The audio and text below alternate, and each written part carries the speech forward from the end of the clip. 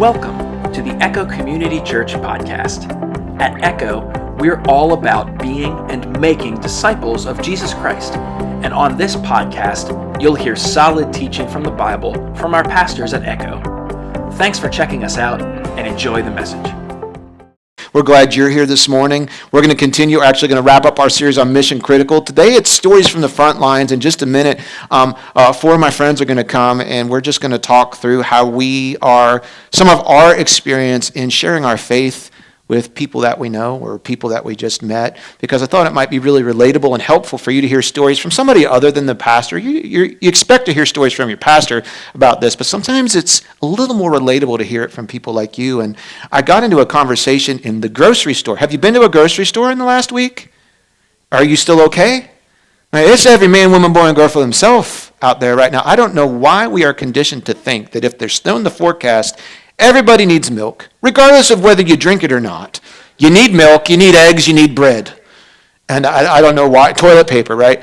And, I went into the store and it was like a mini apocalypse in there. I mean, the shelves were bare. There were people, losing their mind over not having milk. And I'm like, what kind of people are filling these stores, grabbing the stuff off these shelves as I'm in the same store, grabbing stuff off the shelf? I'm like, we better have grapes. We haven't had them in a while, but if it's snowing, we better have grapes. Heaven forbid it snows and we don't have grapes.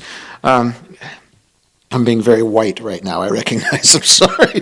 But that's just kind of how we grew up. We just grew up with this irrational panic about all this kind of stuff. But man, it was a mess. I'm in there and I'm talking with the guy in front of me in the line, and we're in the self-checkout line, which is not the place you want to be with produce, but there I was. And because I was going to be a minute looking everything up on the screen. And we're just chatting, and I asked him a couple questions. I was like, well, how's your year been so far? Which is one that I kind of go to this month when I'm just making small talk. How's your year been so far? He goes, man, I am on the struggle bus. Do you know what the struggle bus is? Some of you don't. It's a metaphorical thing for saying you just hopped on the bus called the struggle, and it's just taking you wherever it wants to take you. And he's just like, I'm on the struggle bus. I said, well, say more about that. What's been the struggle? He said, what's not been the struggle? And he just started going through the list. His job has not been promised past 3 months, so he's worried about his finances. Like, that makes a whole lot of sense, right? He's worried about his electric bill for this month. He is not on budget billing for BGE, and so he's like, I don't even know how I'm going to pay my electric bill this month. He starts going through some uncertainty with his family. He's a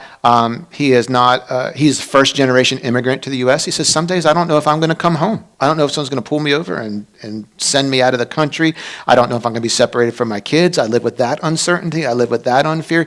He's like, it's just been a struggle. And the thing he connected to was uncertainty. There's just a whole lot of things he can't count on. And we dialogued a little bit more, and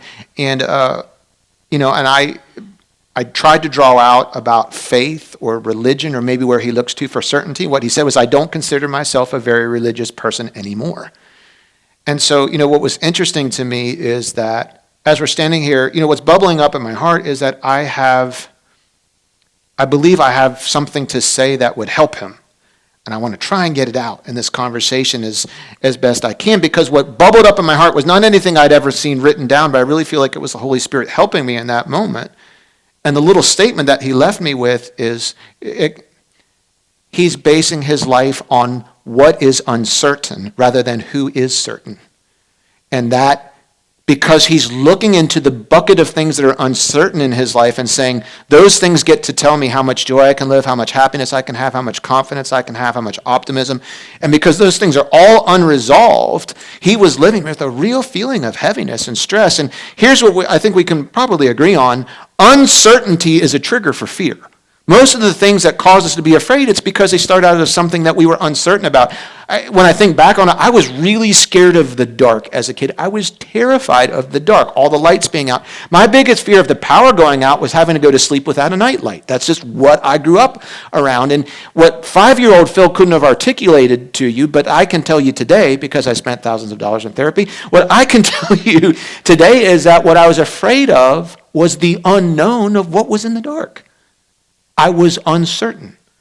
And my response to that was, I lived with some fear. Now you play that forward, Uncertainty over finance, uncertainty over safety, uncertainty over your protection, uncertainty over your job, uncertainty over the health prognosis of yourself or someone you care about. Those things are a big trigger for fear for people. And when we get afraid, we all respond differently. And some of you have learned enough about yourself to say, I kind of know what some of my default responses are when I'm afraid, and then you can get really deep in the weeds. Well, it depends what kind of fear. They boil it down sometimes into the fight or flight. When you get afraid or you feel an adrenaline, you run towards it or you run away from it. But people do different things. When people are afraid, they can get angry. I can get angry when I'm afraid. So when there's uncertainty and it makes me afraid, I can get angry. I can get depressed or sad or blue or glum. You can feel hopeless and without motivation. You can just feel stuck because things are uncertain and it's triggered fear in your life, and you've lost hope that things can be better and that it's just drudgery, and it just kind of sinks into you, and there's just a general, you just feel weighted down. You even see it in people's posture sometimes, just weighted down when they get afraid. You can feel hopeless. You can feel sad. You can feel defeated. You can move into a self-preservation mode. Some people, when they get afraid, they attack. All different things. And here I'm standing with a guy, and he says, I'm on the struggle bus. Life is uncertain, and I'm afraid. And what bubbled up in my heart and that I was able to share was, oftentimes, if we just base our life on the things that we're uncertain about, the only conclusion is fear. That's why I've chosen to base my life on who I am certain about. That doesn't mean the uncertain things go away. It's just they lose their control over me. And I base my life on who is certain. In fact, the Bible is filled with people who lived in uncertainty and fear. This people being afraid of stuff is not unique to 2026. 2026 is filled with tons of uncertainty. Just open up any newsreader on your phone and scroll through, and you will see uncertainty. You'll see fear. You'll see all the different feelings and all the different headlines. You'll see them. It's not hard. But in the ancient world, people lived with that too. Why do you think the most repeated two-word phrase in the Bible is fear not? And Jesus tells us why. Fear not, for I am with you. When you know Jesus is with you, it pushes fear away, because he removes the uncertainty and he gives you the certainty of his presence. This is the news that our unchurched, unbelieving relationships, this is what they not only need to hear, but have an opportunity to believe. And you're thinking, well, I can't get that message out. No one wants to hear it. Let me share with you the results of some recent research that was done by Cru Ministries. 73% of unchurched Americans, okay, so 73% of unchurched Americans in the age group of 20 to 29 consider themselves spiritual and want to know more about a higher being or God. They think they're spiritual, and they also say, I'm unchurched, and I'm in that age group. I want to know more about a higher being or God. That means they're more open than you think. Here's a couple other ones. 89%, 9 out of 10 unchurched 20-something-year-olds, 9 out of 10, would listen to someone's beliefs about Christianity if offered in a conversational way. Now, that doesn't mean pinning them down against the wall by their shoulders and blasting them with about 5 or 6 scripture verses and sprinkling in some turn or burn, repent or die, heaven and hell, and not letting go of them until they pray the sinner's prayer. This is not a conversation. That's, a hostage negotiation is what that is. It's not a conversation. 9 out of 10 of the people you think might be most closed would actually be interested in hearing about your beliefs if it was a conversation. Does that surprise you? Does it surprise you? Yeah, okay. 63% of that same group says if it relates to my life now, I'd listen to a message in a church. Listen, I'm going to send you out of here this week on a mission to pray for somebody and to think about bringing somebody next week. Next week is Friend Day. Next week is a day, every week is Friend Day, but next week is invite somebody, wear a jersey. We're going to hear 2 testimonies next week. One from Jeff, one from Erica. They're going to share their story of how they came to Jesus. We're going to have an opportunity for people to say yes to the gospel. And you're thinking, oh, they don't want to hear it. 63% of them said if it mattered to their life, they'd come to a church and listen. More than half would say yes. But what if they say no? Then they say no. What's your role? Your role is to give them an opportunity to say yes or say no, right? 58% said if they experienced care, they'd attend a church. Do you hear the common thread? Conversations, relatable to my life, and care. I'm unchurched. I don't identify as a Christian, but if those things, I'd at least listen. I'd at least attend. I'd at least be there. The majority of that group. So that means people are more spiritually open than they think. You know why? Because every man, woman, boy, and girl on the face of the earth is on a spiritual journey right now. We didn't start that, God did. He started us all on a spiritual journey when he gave us life, but we're moving in one of two directions. We're drawing closer to God or we're drifting away from him. We're drawing or we're drifting. Well, how do you know? How do I know which direction my friend is moving? Conversations. Well, how do I motivate myself to have a conversation? You have to care. You have to care. It's a terrible reason to do evangelism, to remove your own guilt for not being better at sharing your faith. Well, what do you mean a terrible reason? There's no bad reason. Well, you're going to set yourself up for a lot of disappointment. I don't want you to feel like you have to go share your faith to please your pastor. I don't want you to feel like you have to share your faith to belong to a church. I want you to be motivated to share your faith out of a deep concern and care and love for the souls of the people in your world. Because if that care is there, it's always looking for a way out. It's always looking for a way out. But I don't know that I care enough. What do? You pray and you ask God, God, will you give me more care and concern for the people around me? Every one of you is a book, sort of, metaphorically speaking. There's tons of chapters in your story. I pray to God all the time, God, give me a curiosity to want to know every chapter of the story of the people in my life. Because you know what happens then when I'm getting into conversations, I am not looking for an opportunity to get my message out. I'm trying to draw out their story and just listening in as the Holy Spirit guides along the way because I want to know their story. And if you listen to people long enough, they'll tell you exactly where their life can intersect with a need to hear the good news of Jesus. Okay? It starts in those places. Now, I've told you that I have personally committed myself over these 21 days of prayer and fasting to be more intentional about memorizing Scripture again. And if I had the power to assign you the responsibility of memorizing, if you were my class and we were getting ready for a test and part of the test was memorize 5 Bible verses, these would be one of the 5, what I'm sharing with you today. This is so central to who our mission is, to what our mission is as Christians and to who we are here at Echo and what we're trying to be in the world. It answers the question, how do I share my faith with the world around me? I'm just a normal everyday Christian. I'm not a pastor. I'm not a missionary. I'm not an evangelist. I'm not a professional.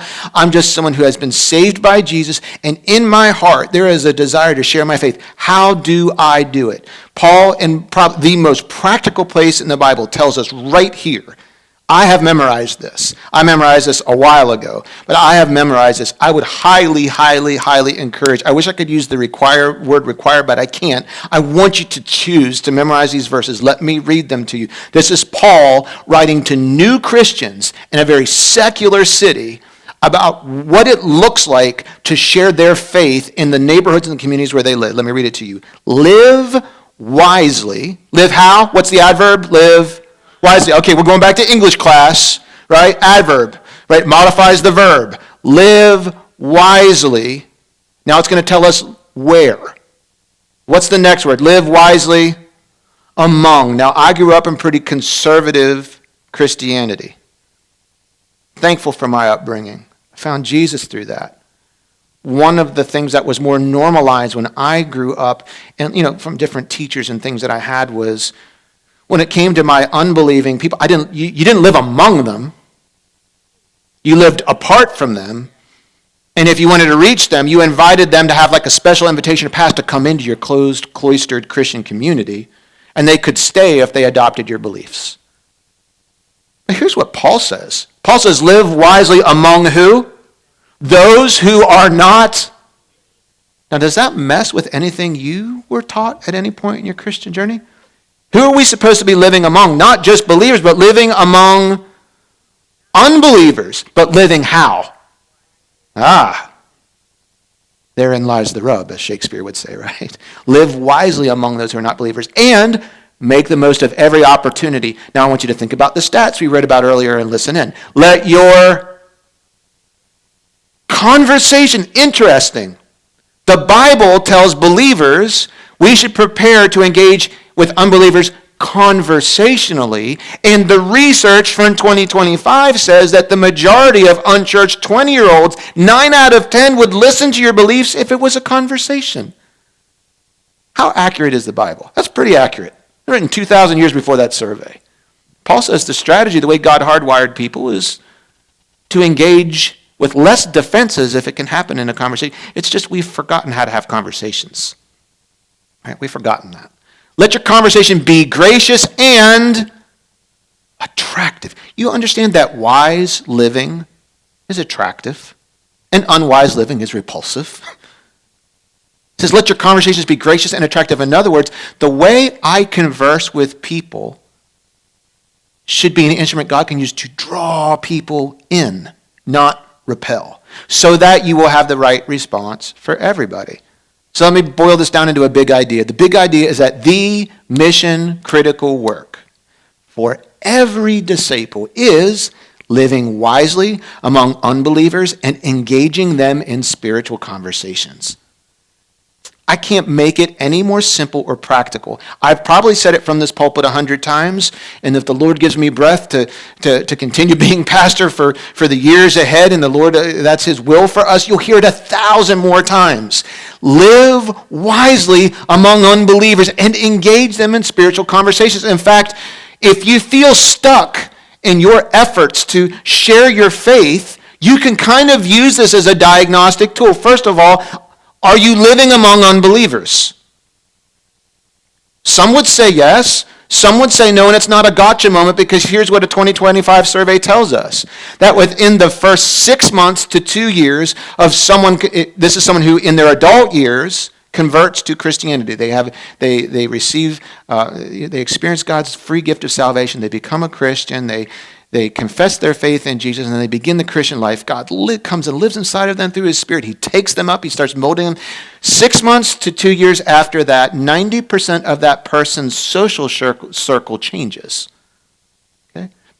How? They find new friends in the church community, and they put distance or redefine boundaries, or other things happen from their pre-existing, unchurched, unsaved relationships. 2 years later, their social circle looks different. I'm not saying that's good, bad, or indifferent. It is a reality. And what that tells me is the longer you walk with Christ, the more likely you are to not be living among unbelievers anymore. Now, you might work among them. You might do business alongside them. You might share a post office with them, but in terms of actually living life with them, what we refer to the social part, we look inside God's kingdom for our social circle. And there's less of the living among. And so that is a challenge, because that deserves a whole morning. What does living wisely as a believer look like? I will at least say, as someone who struggles forward in this as best I can, for me to go deep socially with someone outside my faith, and this is my life real time. The tension I regularly have is, how can I be close to them socially when what they want to do socially is incompatible with my core beliefs? At times. The types of environments they want to go to, the things they want. I'm not going with these 3 guys that I'm friends with. They're all planning a Vegas trip. I'm not going. So what does living among them look like if I'm not willing to go to the casinos and the clubs and everything else they're willing to do and blow a whole bunch of money gambling? That's not part of my life, and that's not part of my value system. But I care for their soul. So how can I still live wisely among them a life that's attractive? So I'm living that out in that way. But the reality is maybe if you feel like you're stuck, I've heard this more than one time, Pastor, I don't have any unsaved friends. I don't have anybody in my circle that's close to me. I have a very small circle. That's not an indictment against you, but that's an opportunity in front of you. And so we say, okay, God, do two things. Send someone to me and send me to someone. Well, what next? No, that's what you pray. Well, what happens next? That's your adventure. That's your story in the making. If you're brave enough to pray that prayer, you really think the God who wants everyone to be saved, here's someone saying, God, I volunteer. Send me to somebody. Help my radar to be open. When I go to get my hair cut. That's your prayer, not mine. Okay, right? That's me in front of the mirror, right? When I go in the grocery store, when I go to the post office, when I go to pay for something, when I go into a restaurant, Lord, send someone to me and send me to someone. You don't think God willing to answer that prayer? Live wisely among unbelievers. And then the second part of it is engaging them in spiritual conversations. And I know that's the part we trip up, and I don't want to get too deep into this because I want to give plenty of time to our co-journers. It's about, one of the easiest ways to do this is learn to ask simple questions and listen. Just ask a couple questions. A couple quick examples from this last week. I gave you one in the grocery store. Tuesday, my wife and our two boys, they were having cabin fever. It was great to have a day off, but then the house is just too small. We're like, let's get out of here and just stretch our legs. Let me take you out for breakfast. So we went out for breakfast. We went over here to the Avenue to a little diner. Had breakfast on Tuesday morning. Hardly anybody in there, but we had breakfast. And afterwards, 3 of the 4 of our family wanted boba tea. If you don't know, you don't need to know. I'm the one that doesn't do that. I mean, it sounds good in theory, but the texture, I can't do it. But they love it. I'm looking at the Yangs because I know that they're fans. So we walk, Kendra ordered it on the app on her phone. We walk over there. We walk into the little place. They're on the Avenue. As soon as I walk in, they got the music loud because no one was out. And it's 2 young ladies about the same age, working back behind the counter. When we walk in, I recognize the music. It's Chandler Moore. It's a worship song that our family loves. And without thinking about it, I'm like, this is familiar. I love it. I'm starting singing along, and my wife and Chase are singing it along as we're getting the tea. And I'm walking over to where the tea is, and then I wonder if this is a moment. I don't know. But this is kind of random. Well, walking on the Avenue, and you walk into a place of business in the Avenue, they're blaring worship music. This is not my normal experience. And so I'm watching the 2 girls behind the counter to see if did they pick the music? Did the owner pick the music? I'm just curious I'm curious. Might be a moment, don't know. And I watch as I'm getting them, I'm trying not to be creepy, and I'm picking up the tea, and I see the one girl's there on her phone, and she starts singing along and harmonizing with the chorus. I'm like, okay, here's my go. And I just say, ma'am, excuse me, I love this song. Do you like this song? She's like, oh, I love this song. I love Chandler Moore. So I'm like, okay, here we go. And I was like, do you listen to a lot of worship music? She's like, well, some. She's like, but I'm really into these songs. I was like, well, are you a follower? Are you a Christian? Are you a follower of Jesus? She's like, yeah. You're like, yeah, I follow Jesus. And I said, well, that's cool. I was like, I'm a Christian too. I said, as a matter of fact, I go to a church right across the street. And she says to her friend at the register, she's like, did you know there is a church near here? I'm like, there's actually churches even closer to you than ours, but I'm not going to, I'm like, yes. I'm like, yeah, I said, you know where the Amazon is there? She goes, right across from the hotel. I say, yeah. I said, if you go past the Amazon, there's a church down there on the side. She's like, what's it called? I said, Echo Community Church. I said, I would love to have you come and worship with us. We sing songs like this on Sunday morning together, and we have services at 9 and 11 on Sunday. I was like, and I know you'd meet people. And my wife, who's more active on social media, knows more of you than what I do on that world. She goes, well, do you know Gene, who comes in here all the time? And I go, Gene. Yeah, and they're like, oh, yeah, we know Eugene. Like, Eugene and Jessica, his wife, and their boy Jericho, they come to our church. They're like, they go to, see, now all of a sudden it was cool. Like, at this point, they're like, we don't know. But Gene and Jessica, yes, now it's very cool. And so we were able to have this conversation. I just asked them about the music. Well, it's because you're a pastor. No, I just asked them about the music. I didn't know where the conversation was going. Well, they weren't unsaved. You didn't lead them to Jesus. Maybe that wasn't my assignment. Maybe my assignment was to say, thank you so much for caring about your faith enough to play your music. Here, I want to encourage you. We welcome that. I think they I was hoping they could turn it up even a little louder after we left, right? Engage people in conversations. Find out where they are with Jesus. Invite them in because here's people who love Jesus. They don't have a church. Come worship with us. We'd love to have you. And if you're X5, 8B, it's your turn. bathroom break for you this morning. Let me hurry through this. I got 3 more minutes. So what kind of conversations? Spiritual conversations. Where do we go to find these people? Now, if you were able to access the video teaching my son and I did last week, this is a refresher. For those of you who missed it, I apologize. There was some type of a gap in our sending out this information, sending out the video to you last week. We'll fix that. I don't know what happened. I'm really, really, really sorry. But here's I wanted to introduce a Greek word to you, which is oikos, O-I-K-O-S. If you've been to the yogurt section of your grocery store, that's what you think of when you think of oikos, which is cool because it's a Greek yogurt, and it's a Greek word, but it was an ancient word. It's found 106 times in the New Testament, and what they meant by it in the New Testament was oikos was a word the apostles and the early church leaders wrote a lot about. It is your relational sphere, your personal circle of influence, your friends, neighbors, coworkers, fellow students, the people in your life that are possible candidates for you to share your faith with because you have relationship with them. So here was the assignment I gave last week. I'll refresh it again today. Would you please list your oikos? I don't need you to send it to me. I don't need you to post it anywhere. I want you to do it for you. Pastor, really? Yes, really. Let me tell you why. I'm a chronic list maker. I have one in the Notes app on my phone. So if that's you, I will not be offended if you start doing this today. Just list the name of your friends, coworkers. Some of you, you're like, this will take me an hour. Some of you are like, done. All 3 of them. I do this. But then I use the boldface to indicate people that are in my oikos that are unchurched or unsaved, or I call them spiritually unresolved. I'm either pretty sure that they're not saved, or I'm sure that they're not saved because they've told me that they're not. And then out of those bold-faced names, I take that a little bit further. I say, God, I'm going to pray for all of them, but will you help me identify 1 or 2?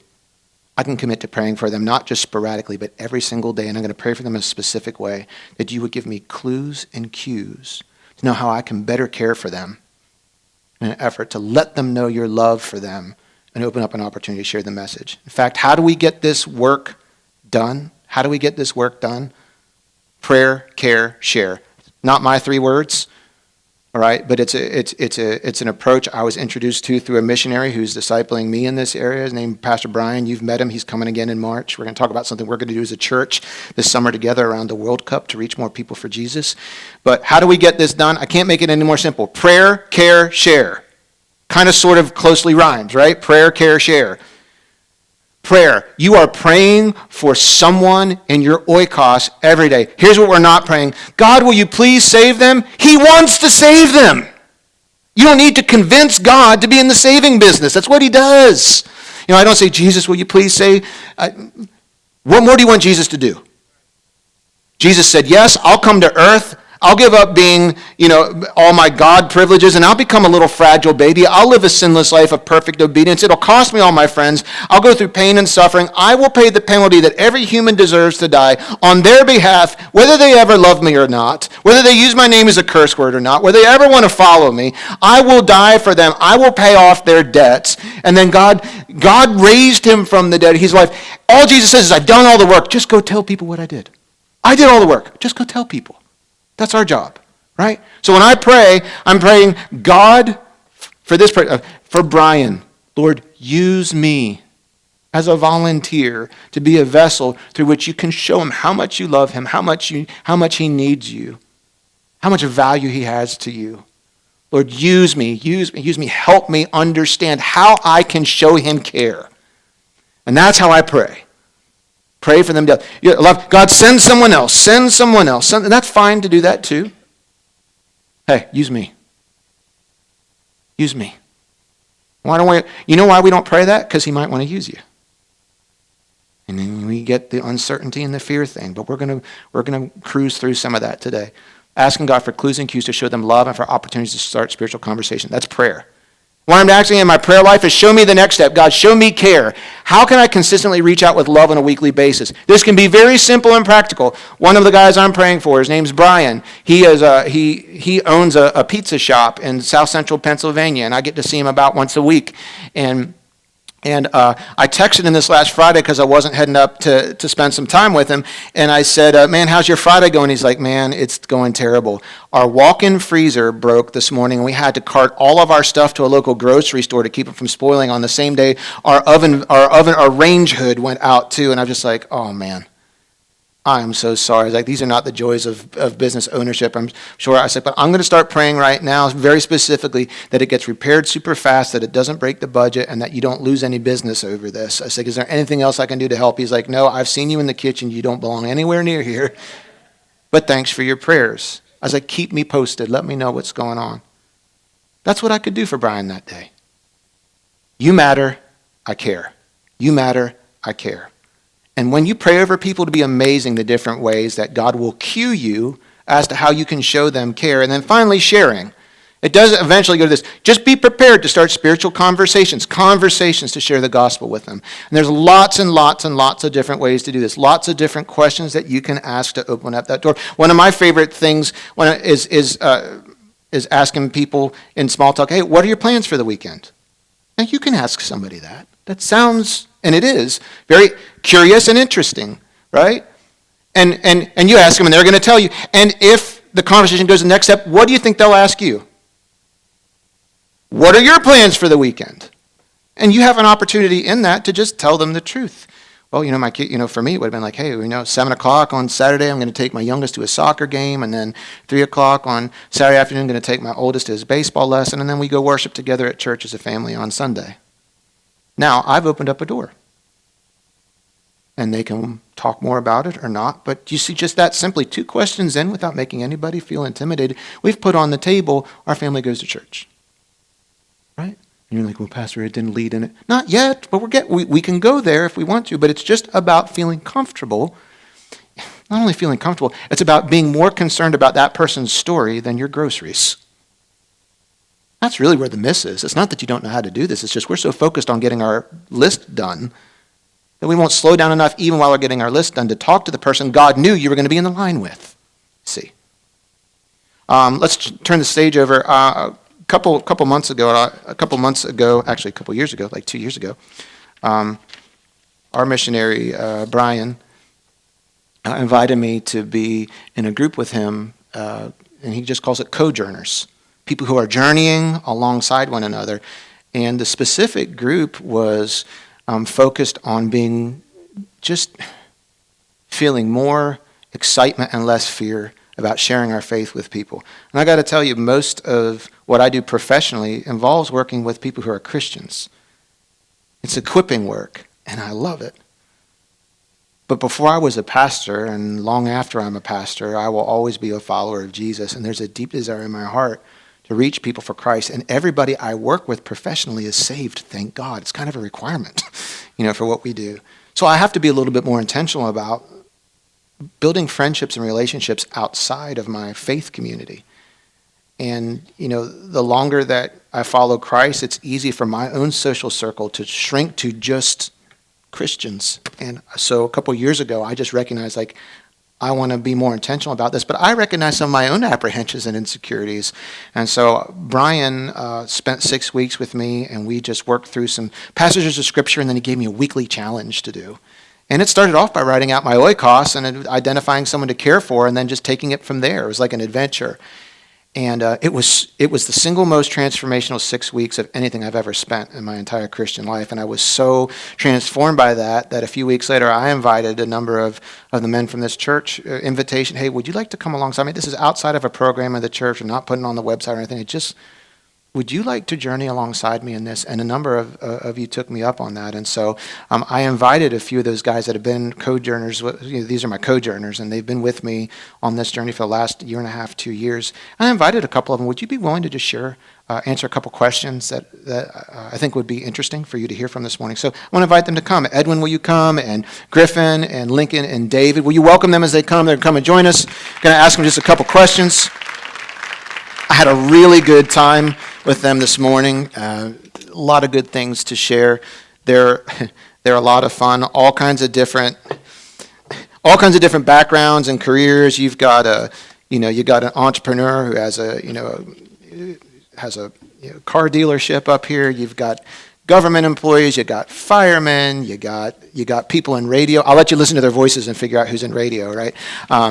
But really, really good friends who all said yes. Zach Carhart, who recently moved south to take care of his dad, he was in our group too. And so I told them that I wanted to devote the half of this morning's sermon to people hearing from people who aren't pastors about their own real experiences and feelings. When a switch flipped in each of them, they said, I've been invited to put more effort and investment into how I'm sharing my faith with people, but I'm going to do it relationally with a group of brothers. And so I don't know how deeply connected any of you were to each other before the group. I don't know everybody's kind of relational history. I know Lincoln and I have been pretty close for a while, and I was varying degrees of friendship with you guys, but now, like in this group, it's become really tight. So just a couple questions, and David, we'll start with you. Why did you decide, or why have you chosen to place such a high priority on sharing your faith? Yeah, I think a better question is why have I placed such a high priority on this now? And it's because, it's our mission. Like, as Christians, we are called to disciple and make disciples. And after a little bit of reflection, I realized I've been kind of lazy about that. Just maybe something will happen. And if this truly is mission critical, and it is, then something's got to change. I need to do better at this, because at the end of the day, we're talking about souls, and that's the only thing we can take into the kingdom. And personally, I don't want to go empty-handed. It's a good one. I love it. Link, how about you? Kind of building off that. If I really believe what I say I believe, if I really believe that God is real, that the Bible is true, and that Jesus is the Son of God who is the way, how can I not share that?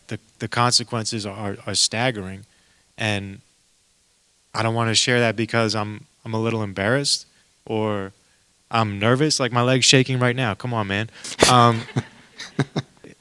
Like I'm too embarrassed in the moment, too afraid, too unprepared. No, you have to do it, man. So that was a realization that I came to. Lincoln, we'll start with you this time. When we started this journey together, when we had our first meeting and we kind of rolled out, this is what we're going to be doing. These are the challenges we're taking on. What were some of your feelings about sharing your faith with others? Like, what excited you, what concerned you, and have any of those feelings changed over time? Yeah, I'd say there's been significant change for me. Before, being a Christian was a me thing. It made me feel good about myself. It made me feel saved. It made me feel loved. It was focused on God and me together, and it was my testimony. And now, with Cojourners, it's turned it outwards and upwards to Him. It's not a me thing. It's a Him thing. It's what Christ has done for me. But that's the big change for me. Same question, Griffin. Sure. Yeah, I think before I took the Cojourners, I don't know if it was a class, but that group, I would have thought that being a sort of walking testimony would involve very solid apologetics, always having the right answer at the right time. And while that course did definitely equip me with a lot of sort of tools in the tool belt, I think that coming out the other side, I really realized that this is less of a binary where I'm looking to see a conversion experience and more about coming alongside people that are also on a spiritual journey and helping them take the next step. So there's a lot of freedom that comes with that. Oh, sure. I think you're hitting on redefining successful sharing your faith. I looked at it more binary growing up, like either there's a conversion on the spot or I was a total failure, and realizing now God does the saving. My part of the process is just to be willing to share when He gives me an opportunity, and just sharing is a win, even though it doesn't feel the same as when there's a conversion on the spot. I realize that, but it doesn't mean that it's a failure. Not everybody says yes or says yes right away, and you don't always get a chance in that conversation to open up all the apologetics or all the other things that you feel like you want to. But man, just saying, hey, it is a win when we have that conversation. That is a win because that's planting and watering, and planting and watering. It's up to God to give that increase. I love that you picked up on that. David, wrap us up on this one. Yeah, I can think of two emotions or feelings, and they've been present through this entire journey from the start until now. But what has changed is which one is outweighing the other, and it's both fear and excitement. So at the beginning, the fear outweighed the excitement. I was excited. I got the opportunity to learn how to share to people better, but the fear outweighed it. Like, where do I even start? What do I say in these moments, and how do I do this? But having gone through this journey together, the excitement outweighs the fear now. Sure, there's still a little bit of fear. You know, I might stumble over my words when the opportunity presents itself, but I'm just so much more excited about having the opportunities, and that's helped me become more aware of those potential opportunities. Yeah. Excitement and fear, they're kind of there all the time. It's like the accelerator and the brake pedal, you know, and, getting them to switch which one is in the driver's seat is one of the fun parts of this. Yeah, for me, and you guys know this, I'm so planned that I'm so predictable, and I find safety in routines, and so much of this is not routine and it's not predictable. But man, I'm enjoying the adventure. Like, I can't tell you how many times I'll just walk out of a grocery store or a post office or something like that. Was just, I don't even think it's random anymore. You know, like, I'm just like, this was all, like, I noticed that I just feel like I have a better antenna now. And I was worried that I'd never have opportunities. And now I'm just like, I see opportunities all the time. And it's not like a whole lot has changed other than my focus and my awareness. And so there's an excitement about that. Earlier, I explained the prayer, care, share approach with everybody here. Of those three, of prayer, care, share, which of those three actions or activities comes most naturally to you, and which one comes least naturally? And could you maybe share a story of how you applied one of those actions, prayer, care, or share, to someone in your Oikos? I have always been a mission on many aspects. Everybody knows I'm a Ravens fan. Everybody knows I love Manchester United. But nobody really knew that I was a Christian. And Wow. that kind of pushed me a little bit to a corner, and I asked myself a few questions, because one of my coworkers never really knew that I was a Christian, and I asked him, "Hey, are you sure? What about me? You know everything else about me. You work next to me." And that kind of helped me push to the care thing. So I realized I made a choice that every single day I'll do something nice for someone other than myself. And that gives me an opportunity for sharing. That is as practical as you can make it, right? I love what he said. Everybody knew that they know all these other things about me, but they're not know if I'm a Christian. And I asked in the 9 a.m. service, would your friends be shocked to know or surprised to know if you're a Christian? Shocked, maybe we have some work on the living wisely thing to do, but maybe surprised or interested to know. I think that's a really interesting thing. There's some things in life that we put way on the forefront. It's not that that's good, bad, or indifferent, but maybe they'd be surprised. I've made it a purpose in my heart, he says, to do something kind for everyone, someone every day. And I look for that to be an opportunity to talk. Those are really practical things. Dave? Yeah, for me, I think it's prayer. I can do it alone. I can do it at my house, and I don't have to be feeling very extroverty to do the prayer aspect. But just as a quick story, it was an opportunity to share, and it was with a complete stranger. So, I didn't have it didn't follow the sequential order of prayer, care, share. It's just boom, it's time to share. Phil mentioned, a moment at the gym, and so I just finished a swimming workout, and so I was in the locker room, and complete stranger recognized a tattoo on my back, and it's a verse reference for Philippians 4:13, and so he commented on it and said, "Hey, what's that verse?" And I told him it's, "I can do all things through Christ who strengthens me." I think in the past, I probably would have just shut the conversation down there or not thought much of it, but the radar was going off that maybe this could be a moment.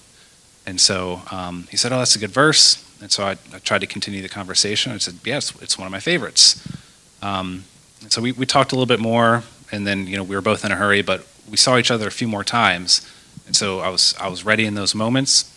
And there was one day we were talking, he said, "I think you got a good spirit about you." And it kind of caught me off guard. And so my response to him was, "Well, it's not my spirit. If you knew me, it's the Lord's."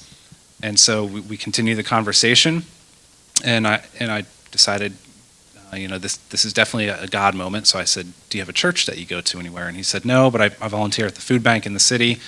So I told him about Echo and invited him here. And I've never seen Chris here, but I'm just believing that God used that conversation and maybe is pushing him maybe towards another church. But being part of this group is what prepared me. and knew that that was a God moment rather than complete stranger, don't need to continue the conversation any further than that. So. Awesome. Link? Sure. I got a story. All right. Like all great epic sagas, this involves lawn care. Now, I'm not a lawn guy. I hate cutting the grass. Well, I shouldn't say that. I really do not like cutting the grass. I'm not a grass guy. But that's a central part of this story. About 8 or 9 years ago, I went to change a smoke alarm at this lady's house. Her name's Elaine. She's about 65 years old. She's got MS. She's in a wheelchair. She doesn't cut her grass. I mean, this yard is like, it's a jungle. I mean, it's like somebody took a 1/4 acre of Costa Rican mountain jungle and placed it in suburban Maryland. And that's the kind of yard we're talking about here. And she asked, can you cut my yard? I say, sure, no problem. You know, all right, that's 8 years ago now. 8 or maybe 9. Anyways, for the next 7 years, I've been cutting her grass. All right, we're talking hundreds of hours of sweat. hundreds of hours of sweat. I blew up 3 lawnmowers. I'm gonna be real. I've had more than one choice word while cutting this yard. Now last year, now look, over the way this would work is I'd cut the grass, and then afterwards I'd come in and would chat. I'd hear what's going on with her life, how she was doing, what was going on with our life. You know, she became somebody that I cared about and that she cared about me, somebody that was a friend, somebody that was part of my oikos. Now last year, Phil got this group together, and I started looking and being more proactive in how am I going to take the share aspect of this. I've been caring for this woman for 7 years now. What else can I do here? So now it's June, right? It might be cold now, but June is pretty hot. It was like, 98 degrees, 98 humidity, and I'm pushing this mower up the hill for 2 hours. All right, I'm covered in sweat, and I'm finally done. And while I'm pushing this mower, I'm praying for Elaine this time. Things had changed a little bit. And I'm praying, and it just comes to me, I don't want to spend eternity without this woman with me in heaven. And so I go inside to the house, and we get to talking. And here I am, my shirt is just sweated through. I got pollen on my face. It's a disaster. And that's the moment. That's the moment that was there. I put my hand on her shoulder. We prayed the prayer together. And she's in Christ's kingdom now with me. And that was an amazing experience, right? That happened. That was an amazing experience. And the real kicker, so it's great. She's in heaven. I mean, she's not in heaven. She's going to heaven. She's a Christian. I love it. I'm super excited. Now, the real kicker to this, that was the last time I cut her lawn. After that, she got a grant to get a lawn service to come. And it's been a year, and I haven't cut her lawn since. So, Is that the 2 birds, 1 stone? No, 2 birds, 1 stone. 1 prayer. Wow. And God's timing is so perfect. And I think one of the things that I grew in with you guys is as we talk about how did you know, we asked, how did you know it was a moment in the moment? And sometimes you're not totally sure. You just think it might be a moment. And the fact that God knew the grant was coming and God pressed on your heart while you were mowing that day of all days to feel like, this is intolerable for me to think about going into eternity without her. And that was the day you presented the gospel and she said yes, and she prayed and she gave her life to Jesus. And that was the last day you cut her grass. Not that you couldn't have gone and seen her again, but man, God's timing. What I love about this story is some of you have been loving someone and caring for someone for years with no signs of progress. And it is deflating. And it is discouraging. And it is almost like you want to give up hope. I want you to hear this story. 7 years of cutting a 1/4 acre of Costa Rican vegetation. Choice words, all the things.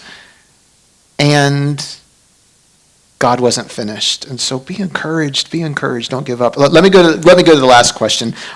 Could you just share one word of encouragement with someone who might be listening to us talking about this and saying, hey, I want to do more of this. I want to be more active in sharing my faith. I want to have more confidence. I want to have more excitement and less fear, but I feel like I failed, or I feel like I'm stuck. I feel like I'm inadequate, or I'm afraid, or I'm not properly trained. What would you just share to encourage them? I lost track. Are we back to you, David? There was some method to the madness. Okay, you get to go. And thank you. I know public speaking is not your favorite thing in the world, but you said yes. Yes. Listen, welcome to my every week. Yeah. You know, if you wear vests, it covers a lot of that. I'm just kidding. But what would be a word of encouragement you would give to someone who says, I want to be more involved in this, but man, I'm excited or nervous? I think you just have to make a choice and realize that you do more sharing of everything that goes in your life. Right now, I'm sure my family, all the way back in Kenya, they know that we had almost 10 inches of snow, so I become a missionary of the weather. Wow. So why can I become a missionary of Christ? Love it. So it's just a matter of the things you choose to put forward and the conversations that you choose to have. That's super practical. Love it. David, what would you say? I would just say, remember that it's not our job to save people. We can't. Lincoln didn't save Elaine, but he planted the seed and did some of the watering and let God do the rest. The gentleman I met at the gym, who I haven't seen since our conversations, I don't know where he's at, but I'm going to trust that God is also going to be present in that situation. And then I think a handful of you know, just in my own personal life, my wife and I have an immediate family member who's not a believer. And we are actively in the care and the share parts of this journey right now. And it's been a couple months recently with no progress. And it's hard, and it is defeating at times. But we are trusting that God will do the work to save. And so I just encourage you, just do what we're called to do, and that is just share, and then believe that God will do the rest. Link? Sure, I guess I just add, if you're feeling like you can't do it, or that you're inadequate, or that you've failed, that it's not about you. It's about Jesus. It's about Jesus Christ. And guess what? He didn't fail. Amen. That's about that. Mic drop on that one. But don't drop it. It. Okay. Don't worry, I wouldn't do that. Okay. Yeah, I think the prayer care share is a great sort of framework for this. So definitely start with the first one if you can. I mean, if you can start with any of the others, it's great too. But I'll share briefly, like, I always struggled to sort of wrap my mind around or even believe in the power of prayer. I always knew that God was almighty, but it's hard for me to sometimes think that what I pray and alone in my room can actually have a bearing on the world. I found that there's not really anybody that's going to decline being prayed for, kind of regardless of their background. So that's a great place to start that conversation. I had a buddy of mine who was walking through something really difficult, and we sat and talked about it for a while, and ultimately decided that we were pretty helpless. We couldn't outsmart the situation and couldn't figure out a resolution for it. So nowhere left to turn. We turned to the Lord, and we prayed one of those very big and hairy prayers where we kind of asked for a miracle. And 2 or 3 days later, we had an unbelievable breakthrough that was like, this was beyond anything we could have dreamed of. So I have a very renewed sense of, okay, there is power in prayer. Invite God into the situation, right? So it might not always happen immediately. It might take 7 years of sweat and lawn care. But definitely ask people if you can pray for them and see where the Lord leads you. Thank you so much. Will you show your appreciation of these young men? Really appreciate it, guys. Thank you. You guys can be seated. I really appreciate all of you. Thank you so much, guys. Was that helpful to hear from, people that kind of sit in the rows with you on a Sunday? And I mean, if you have, more questions or things you want to know, ask any of those guys. Honestly, for me, it's not like there is a deficit of information or a lack of resources that if you got on Google or if you just talk to someone, hey, give me some reading material, send me some links to some articles on how to do how to be more effective or less afraid, things to say, ways to start conversations, how to show care in more practical ways.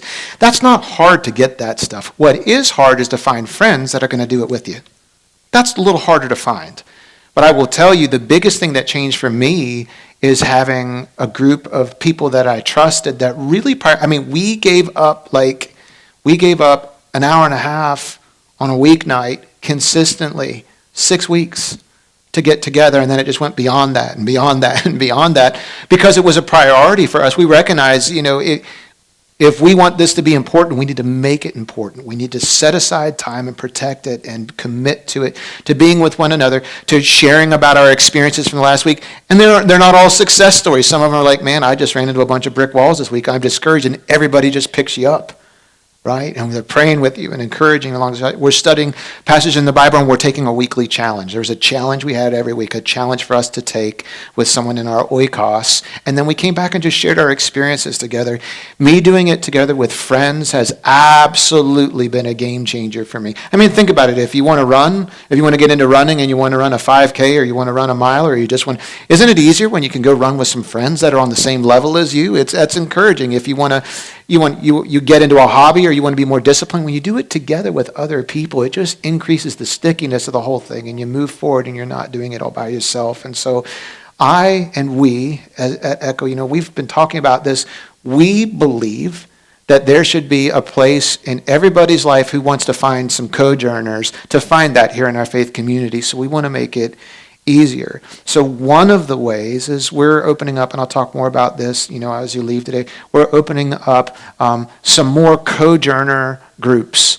And that's going to be our winter semester of growth groups. It's not the only way that you can meet other people within the faith community who want to be on this same journey with you, but it is a way, and it's a centralized way that we can do that. And we'll give you registration information on that in just a minute. But really, bottom line for me today, what I want you to go home with is I want you to feel a little bit more excited and a little less afraid about sharing your faith, okay, than when you walked in today. And I think we've accomplished that. I want you to see it more as an adventure than a chore. I want you to feel a sense of hope where maybe you felt defeat. I want you to feel motivated where maybe you felt stuck.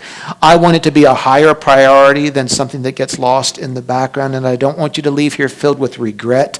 I want you to leave here filled with purpose when it comes to sharing your faith. If you can remember prayer, care, share, if you can remember just those 3 words, that is enough to create some movement in your life.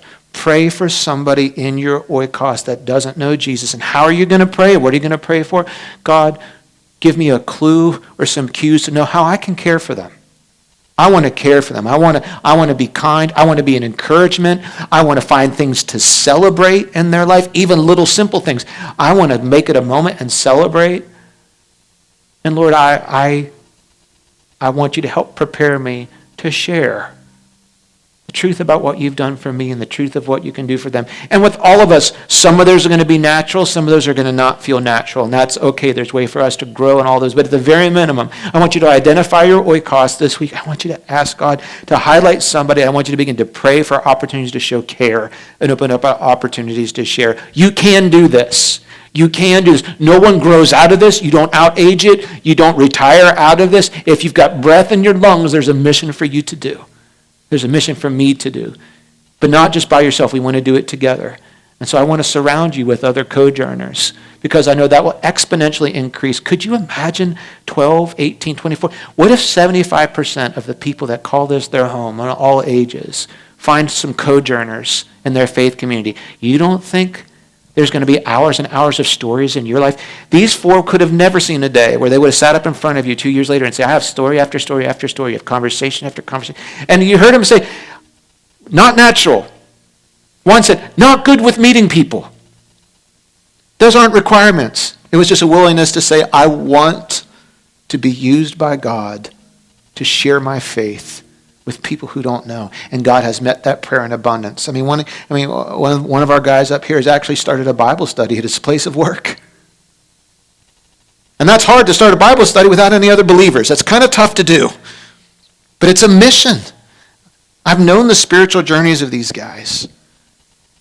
And it's been awesome to journey together with them. So that's a prayer that I have too, because I want to be part of a soul-winning church, a gospel-sharing church, a caring church, a praying church. That's central to who we are. And these are all things we can do. So if you've heard something that in your heart today, a call to action from God, say yes. Do it. Give your faith the priority it deserves, and then get ready for the adventure. Let me pray for you this morning. Father, I come to you on behalf of this faith community here at Echo, and I have to believe that the prayer I'm about to pray is rising up in the hearts as God, send us. Squash the fear and raise our faith. Let us know you're near us and with us and in us. Lord, we do not want to go into eternity without some of these people in our oikos. And yes, we do pray that you'll send others. But God, send us, use us. Don't let us be obstacles in the way that know the truth, but for whatever reason we're stuck and we're not making that connection. I pray for walls in people's hearts to lower this week. The people in our oikos. Lord, will you give us opportunities to show care, to show encouragement, to celebrate, to show empathy, to offer prayer, to show interest? Will you raise in our heart a genuine curiosity to know the stories of the people and the lives around us?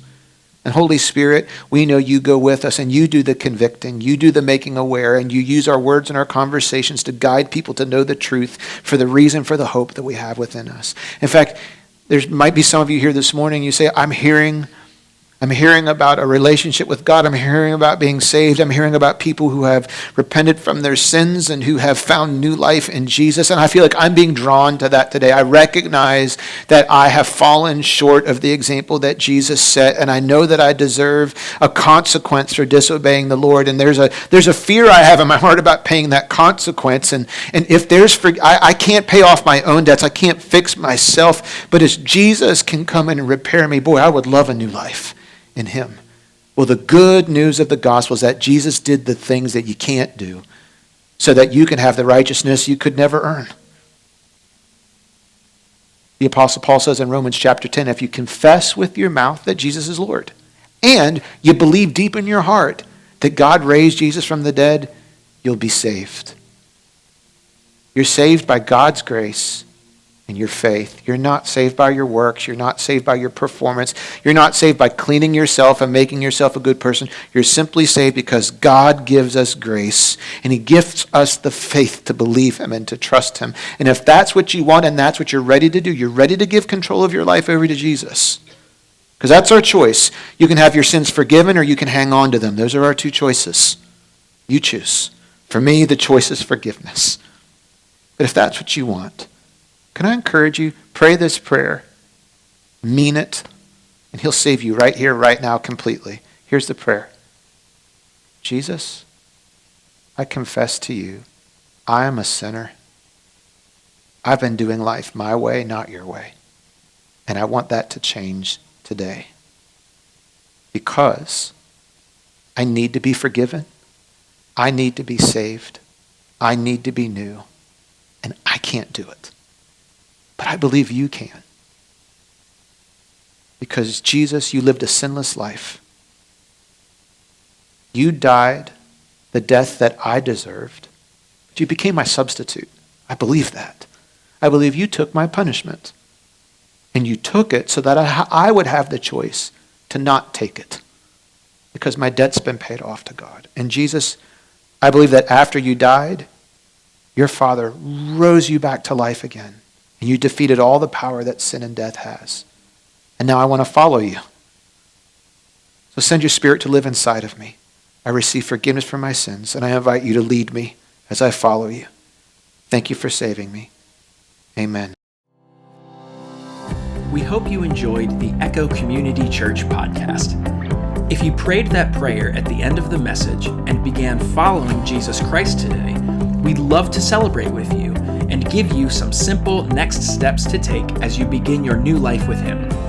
Just email us at info@echochurchmd.com to let us know.